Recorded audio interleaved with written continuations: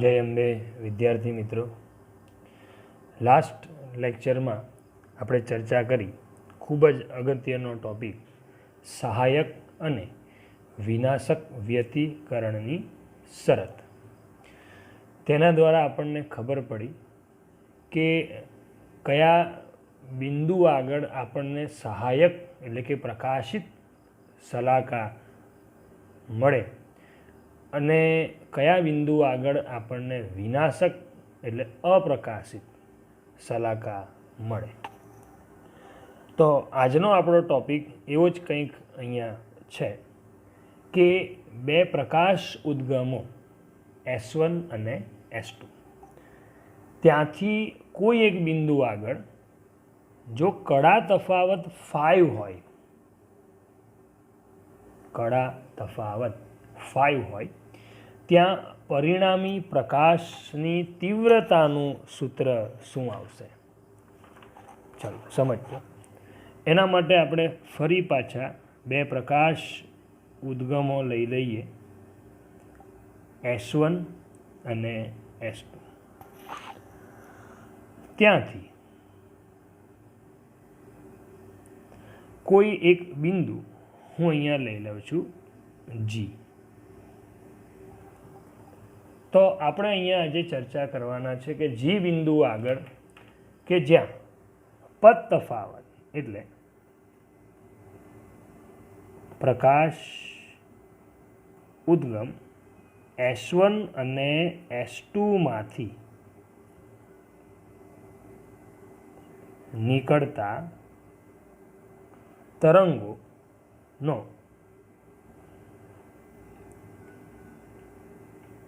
G બિંદુ આગળ કડા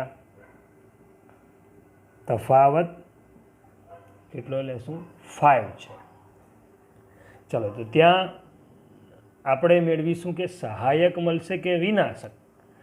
તો એ આપણે અહીંયા પ્રકાશની તીવ્રતા પરથી પણ નક્કી કરી શકીએ. હમણાં સુધી આપણે પદ તફાવતથી નક્કી કર્યું, કડા તફાવતથી બી નક્કી કર્યું. હવે પ્રકાશની તીવ્રતા પરથી બી આપણે નક્કી કરી શકીએ. તો એ કેવી રીતે મળશે? તો પહેલાં તો આપણે પહેલું જ પ્રકાશ લઈ લઈએ, S1 ઉદ્ગમ. ચાલો, તો S1 ઉદ્ગમ ના જે પ્રકાશ છે એ પ્રકાશનું G બિંદુ આગળ, S1 પ્રકાશ છે એનું G બિંદુ આગળ તરંગનું સ્થાનાંતર. ચાલો સ્થાનાંતર લઈ લઈએ. તો સ્થાનાંતર આપણે એ જ લઈ લઈએ આગળ લીધું તે પ્રમાણે, y1 બરાબર a cos ઓમેગા t. ચાલો હવે આપણે વાત કરીએ બીજું પ્રકાશ તરંગ, કયું લઈ લઈએ? S2. તો S2 ઉદ્ગમના પ્રકાશનું G બિંદુ આગળ સ્થાનાંતર y2 બરાબર કેટલા લેશું? તો a cos omega t plus 5 આવું આપણે લેશું. તો બંને તરંગો જ્યારે G બિંદુ પર સંપાત થાય એટલે કે હા, એક વસ્તુ અહીંયા હું કહી દઉં કે અહીં S1 અને S2 જે ઉદ્ગમો છે એ ઉદ્ગમોના જે તરંગો છે એ તરંગોના કંપ વિસ્તાર એ સમાન છે અને તીવ્રતા I0 પણ સમાન છે. એટલે બંનેની તીવ્રતા મેં સમાન લીધી છે, I0. ચાલો, તો હવે G બિંદુ આગળ આપણે સંપાતપણાનો સિદ્ધાંત મેળવીએ. એટલે કે સંપાતપણાના સિદ્ધાંત પરથી ચાલો પરિણામી તરંગ તો પરિણામી તરંગનું સ્થાનાંતર કેટલું આવશે? તો y બરાબર y1 પ્લસ શું લખાશે? y2. બંનેની કિંમત આપણે લખી દઈએ a cos omega t plus a cos omega t plus 5. એ સામાન્ય નીકળી જશે એટલે કાઉન્સમાં પહેલાં આવશે a cos omega t plus cos omega t plus 5. હવે અહીંયા તમને ગણિતનું એક સમીકરણ યાદ આવતું હશે, સૂત્ર cos a એટલે આ ટર્મને હું a લઈ લઉં અને આટલાને હું b લઈ લઉં તો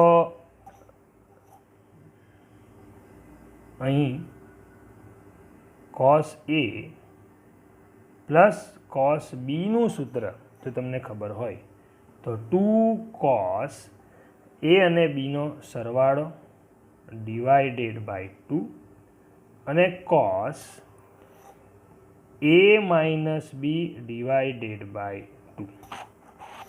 આનો ઉપયોગ આપણે આમાં કરીશું ઉપરમાં. તો a તરીકે ઓમેગા ટી છે અને b તરીકે ઓમેગા ટી પ્લસ 5 છે. તો શું થશે અહીંયા માટે y બરાબર a નું a. ચાલો હવે તો cos 2 cos a 2 cos omega t plus omega t plus 5 divided by 2 a plus b છેદમાં 2. એવી જ રીતે હવે શું આવશે? cos ઓમેગા ટી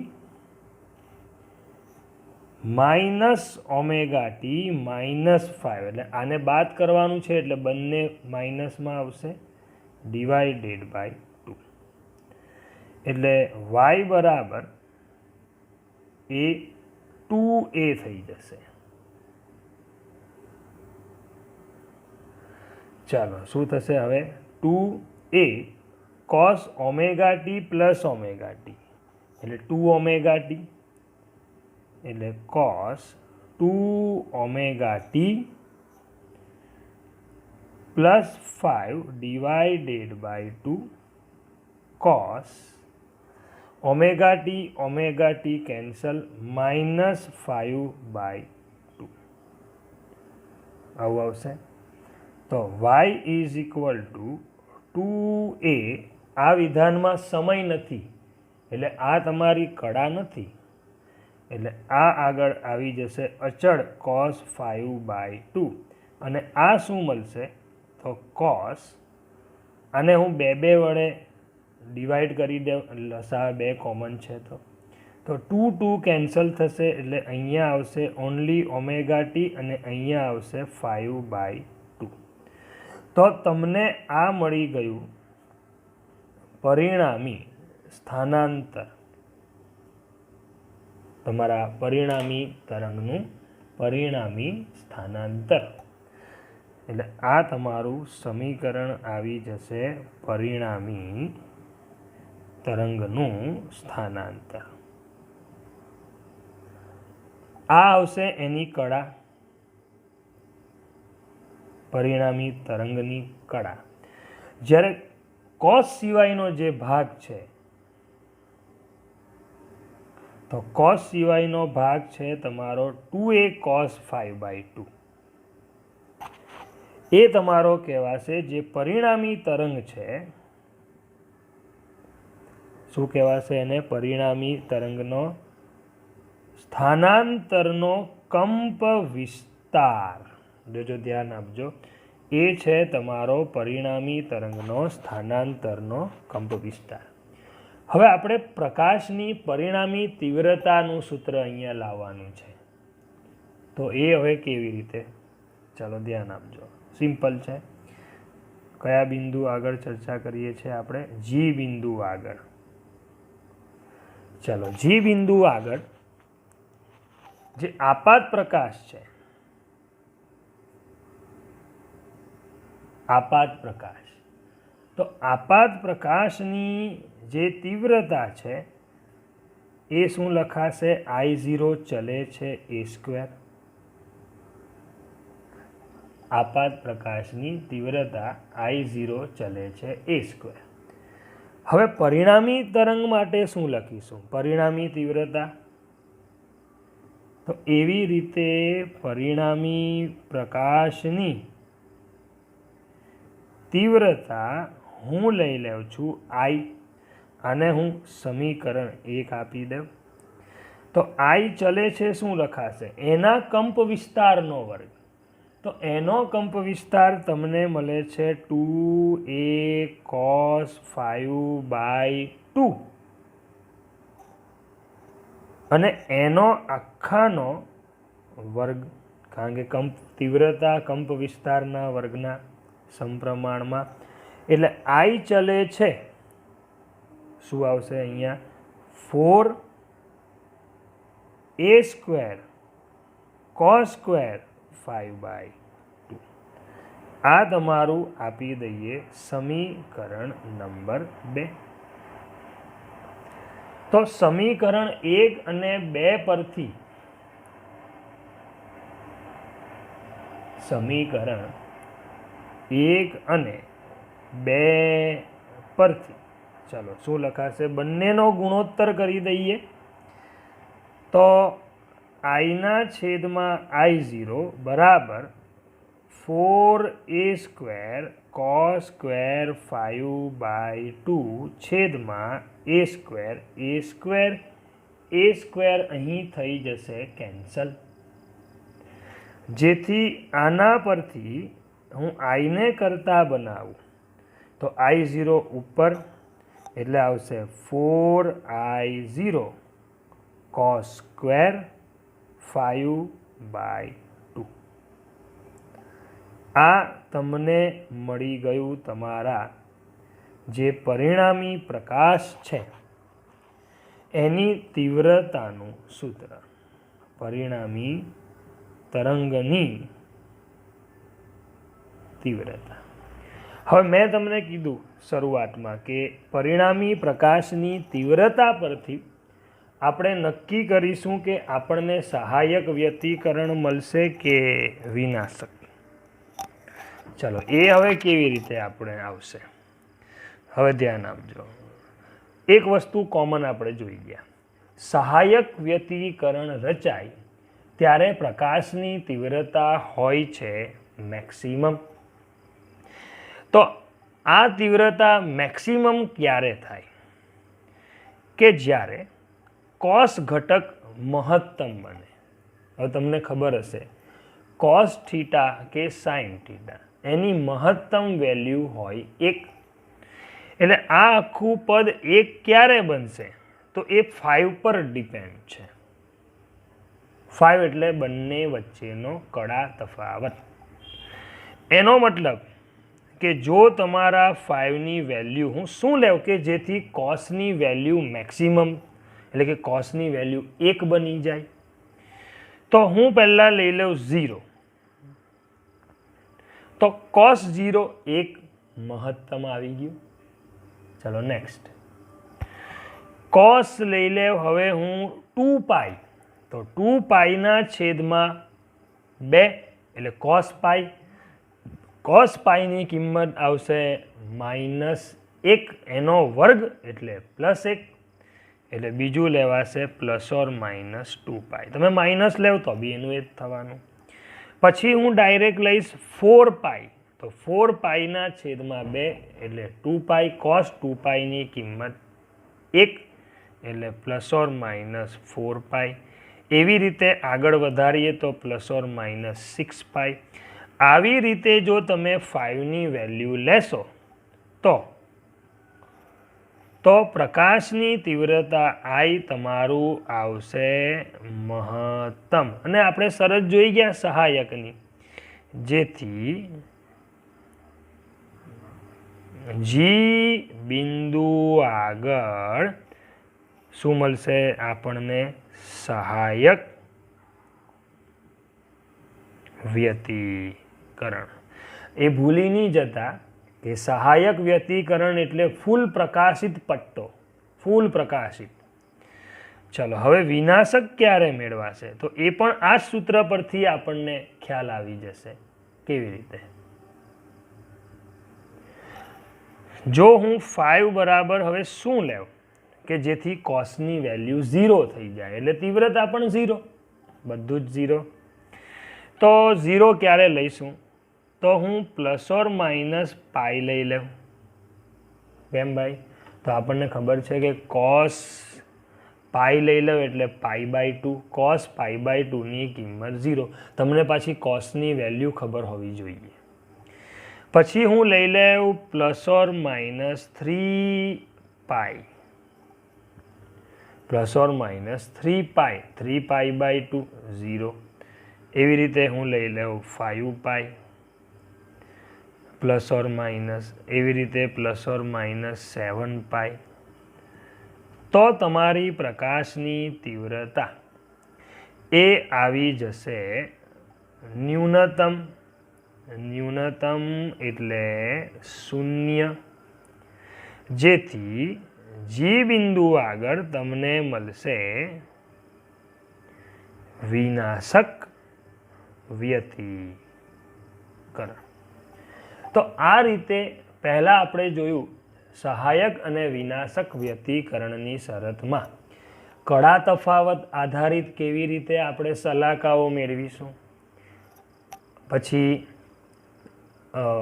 પદ તફાવત દ્વારા કેવી રીતે મેળવી શકાય, અને આજે આપણે ચર્ચા કરી તીવ્રતા દ્વારા કેવી રીતે આપણે સહાયક અને વિનાશક વ્યતિકરણ મેળવી શકીએ.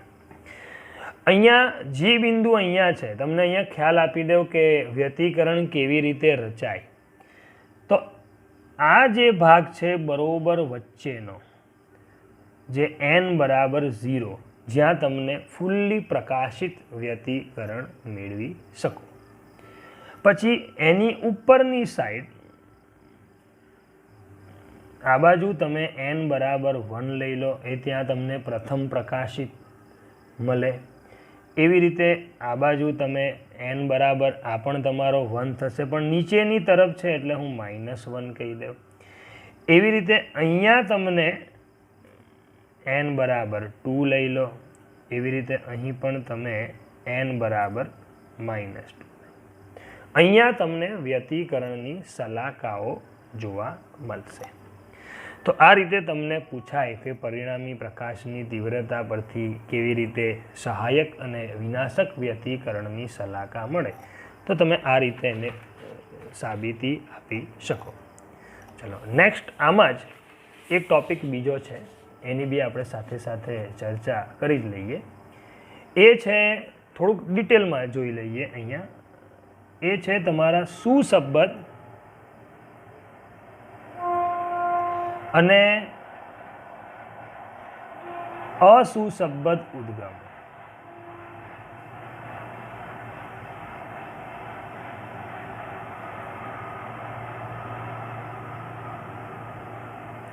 તો શું છે સુસંબદ્ધ અને અસુસંબદ્ધ ઉદ્ગમો આપણને કેવી રીતે મળશે?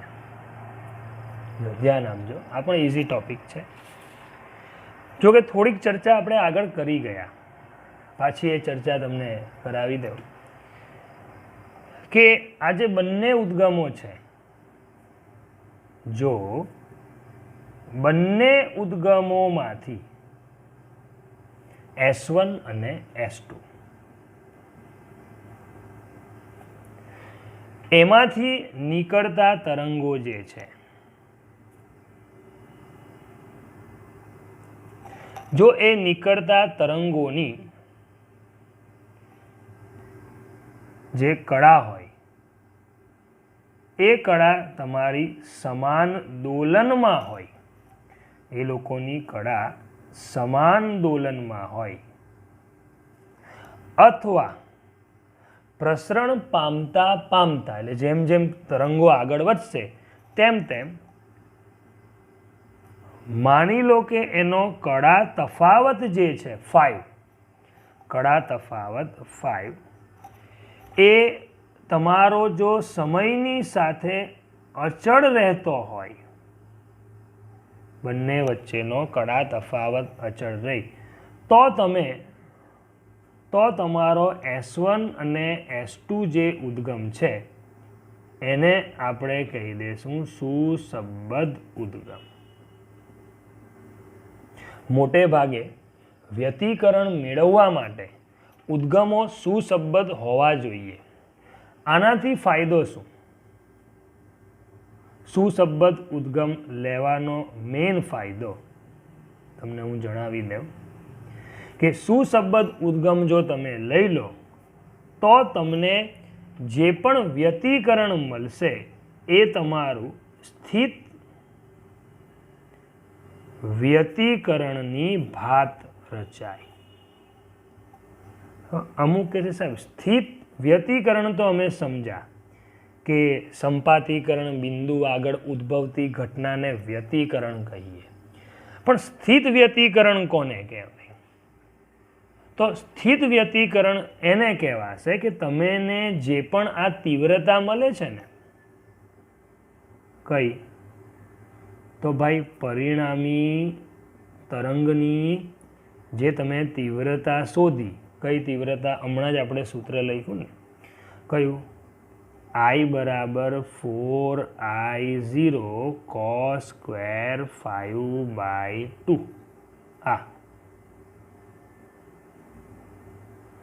આ પરિણામી પ્રકાશની તીવ્રતા એ અચળ રહે તો એને સ્થિત વ્યતિકરણ કહેવામાં આવશે. સમજો, આનો મતલબ શું કે સ્થિત વ્યતિકરણ એટલે, ચલો એ બી તમને હું સમજાવી જ દઉં સાથે સાથે. સ્થિત વ્યતિકરણ જે હશે, સ્થિત એટલે સ્થિર, સ્થિર એટલે જે બિંદુએ તમને સહાયક મળ્યું એ બિંદુએ તમને હવે સહાયક જ જોવા મળશે. જે બિંદુએ વિનાશક મળ્યું તે બિંદુએ વિનાશક જ મળે, પછી એ ખસે નહીં. ખસે નહીં એટલે ત્યાંના ત્યાં જ રહે. એટલે સ્થિત વ્યતિકરણમાં મહત્તમ એટલે સહાયક અને ન્યૂનતમ એટલે વિનાશક. આ જે છે એના જે સ્થાન છે એ સ્થાન બદલાય નહીં.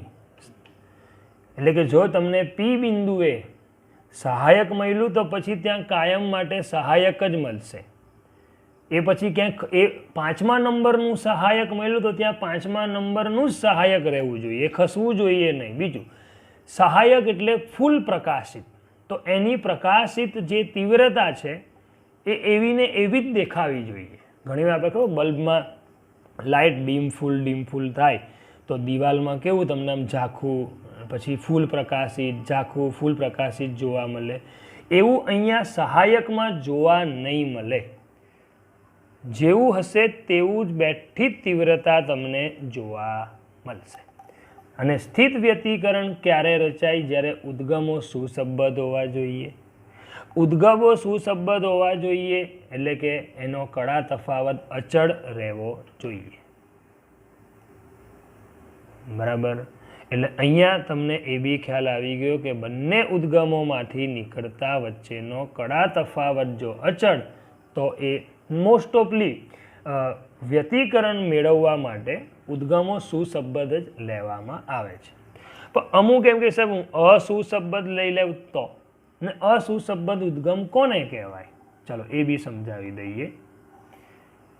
તો માની લો કે આ બંને પ્રકાશ તરંગો જે S1 અને S2 માંથી નીકળે છે, બરાબર છે, એ લોકોનો એટલે કે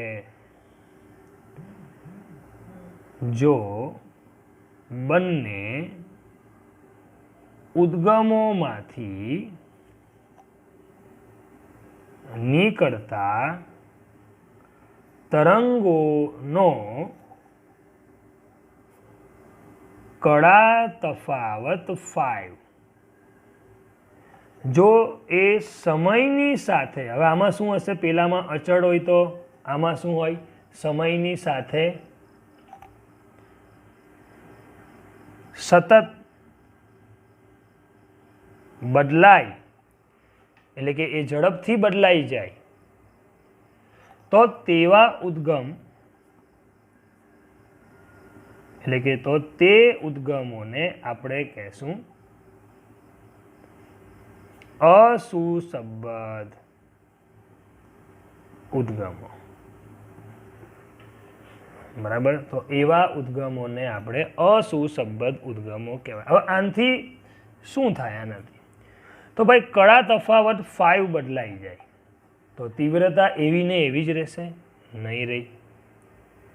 બરાબર, એનો મતલબ કે જો કડા તફાવત બદલાય તો એના પરથી પદ તફાવત પણ બદલાય, અને સાથે સાથે જે પરિણામી તીવ્રતા છે એ પણ શું થાય? બદલાય. એટલે તમને અહીંયા પ્રકાશ મેં કીધું તે પ્રમાણે થોડોક ડીમ થઈ જાય, પાછો ફૂલ પ્રકાશિત થાય, પાછો ડીમ થઈ જાય, તમે કન્ફ્યુઝ થઈ જાઓ કે આને હું સહાયક કહેવું કે આને હું વિનાશક કહેવું. ઘડીકમાં તે જગ્યાએ ફૂલ પ્રકાશિત જોવા મળે, ઘડીકમાં તે જગ્યાએ એકદમ ઝાંખો પ્રકાશ જોવા મળે. તો એના માટે હવે તમે એમ કહેશો પરિણામી તીવ્રતા શું લેવી? તો પરિણામી તીવ્રતા જો સમયની સાથે બદલાય, એટલે કે સંપાતીકરણ બિંદુ આગળ પરિણામી તીવ્રતા બદલાય સમયની સાથે, જેથી આપણે કઈ તીવ્રતા લેશું? સરેરાશ તીવ્રતા લેવાશે. સ્વાભાવિક છે, તીવ્રતા બદલાય છે એટલે આપણે સરેરાશ તીવ્રતા જ લેવી પડશે. ક્યારે? જ્યારે ઉદ્ગમો અસુસંબદ્ધ હોય ત્યારે. તો ચાલો ધ્યાન આપજો.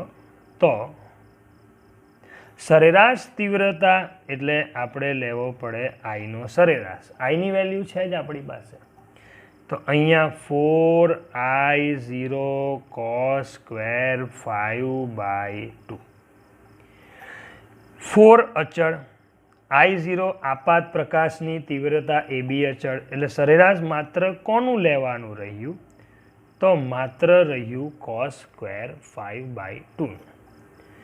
હવે ઘણીવાર તમે આગળના ચેપ્ટરોમાં જોઈ ગયા હશો કે cos square 5/2નું સરેરાશ અહીંયા એક આવર્ત ગતિનું લેશું, કારણ કે તરંગો એક આવર્ત ગતિ પછી પાછા જેવી સિચ્યુએશન હોય, એટલે કે જેવું એનું સ્વરૂપ હોય એ સ્વરૂપે પાછા ઢળે.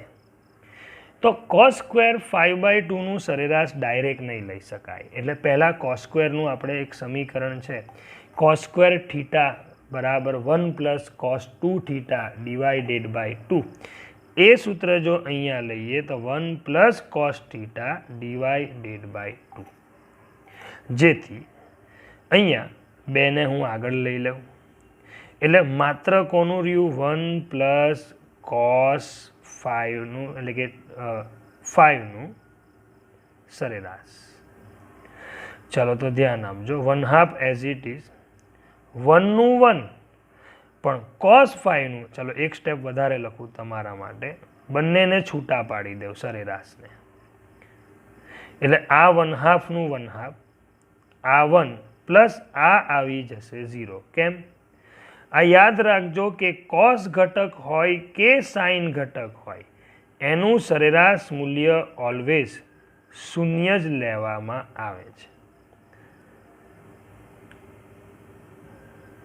અમુક કે કેમ સાહેબ?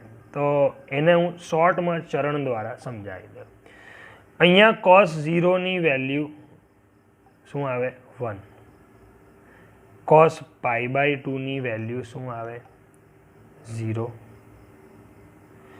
cos π ની વેલ્યુ શું આવે -1, cos 3π/2 ની વેલ્યુ શું આવે 0. આ એક ચક્કર પૂરું કરો, ચારે ચાર ઘટકોનો સરવાળો, ચારે ચાર કોસનો સરવાળો કરો, શું થયું 0. એટલે એક આવર્ત ગતિનું વેલ્યુ કોસની એ 0 જ લેવામાં આવશે. ખ્યાલ આવ્યો? આ શોર્ટમાં મેં સમજાવી દીધું. ચાલો, હવે એનો મતલબ તમને અહીંયા સરેરાશ cos સ્ક્વેર 5/2 એ છેલ્લે લાસ્ટમાં મળ્યું શું? તો ભાઈ 1/2. તો એના પરથી આપણે મેળવી લઈએ હવે પરિણામી એટલે કે સરેરાશ તીવ્રતાનું સૂત્ર જ્યારે અસુસંબદ્ધ હોય ત્યારે. તો શું આવશે 4I0 cos સ્ક્વેર 5/2 એટલે આવ્યું 1/2, એટલે ટોટલ તમારી સરેરાશ તીવ્રતા આવશે 2I0. તો આ રીતે તમે સરેરાશ તીવ્રતા કયા સંજોગોમાં લેવાય એની બી માહિતી મેળવી શકો. બરાબર, એટલે આટલી સમજ તમારે રાખવાની. જય અંબે.